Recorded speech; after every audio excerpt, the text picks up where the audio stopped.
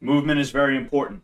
It's something that personally, when I teach, I can tend to gloss over it just a little bit, but it is very important. Okay. And the reason why I gloss over movement when I do is because my main concern when somebody comes into my gym, my main concern is to make sure that they are going to be better equipped to face whatever threat may be waiting outside of the gym. And I'm not saying that everybody who comes into the gym has like a fight with a bully coming up, or like everybody who comes into the gym is gonna get robbed, right? If that was the case, I'd be like, yo, maybe you just shouldn't come to my gym. I don't know, maybe there's something wrong with like the aura in this place. Maybe everything's all fucked up. Maybe we should change locations if everybody is getting robbed, right? But part of the reason why people are learning to box or do kickboxing or whatever is because not only do they want to get in shape, but also if somebody was to go at them, they would be better equipped to be able to handle whatever that person is trying to throw at them. Okay.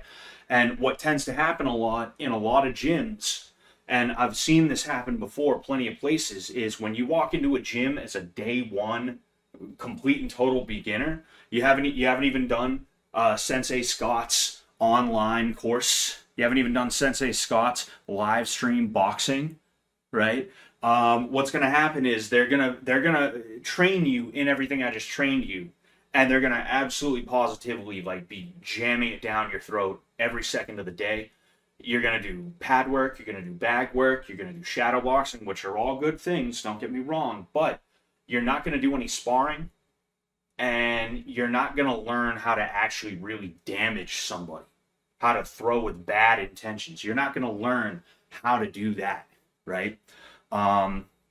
Because, you know, the traditional way of learning to box is like, okay, you're going to practice forward, back, left, right, until you get it. And then once you get it, we can move on to the next thing, right? That's how a lot of people kind of sort of do things.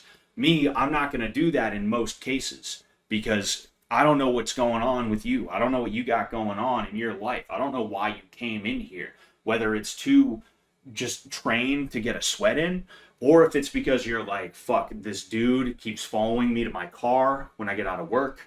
Oh shit, like when I go through the hallway at school, Joey, right? Famous underground rapper, Joey of Shed Theory. He knocks my books out of my hand and he says he wants to fight. The dude's like 27. I don't know why he's at high school. No, but like stupid jokes aside, like I don't know what's going on with you. So I don't want to sit here and have you thinking, oh, it's okay, I do boxing, but really you don't do boxing. All you do is fucking footwork all day, right? And then in addition to that, what I've found is most people, even though they have really bad habits that have to be broken when they first start combat sports, they can also have some good habits. And if I get so hyper focused on getting the bad habits out of their heads, they're probably going to lose some good habits too. So it's literally better to try and make bad habits into less bad habits and really just try and get this person throwing punches and being aggressive and trying to damage someone or something, I guess.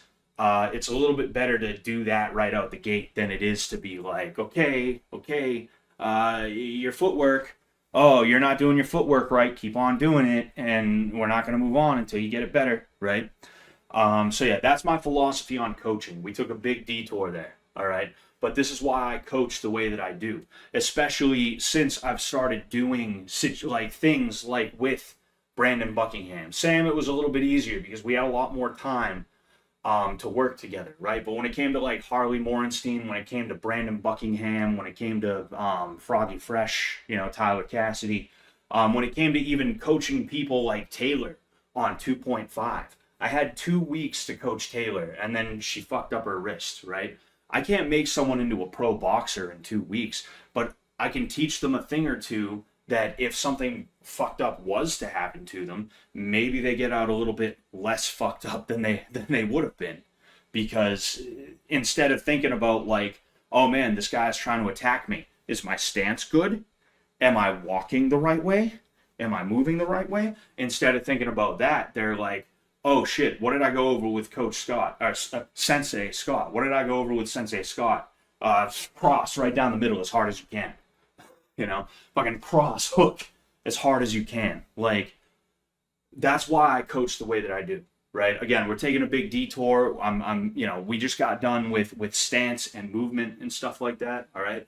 We're going to actually get into throwing punches now.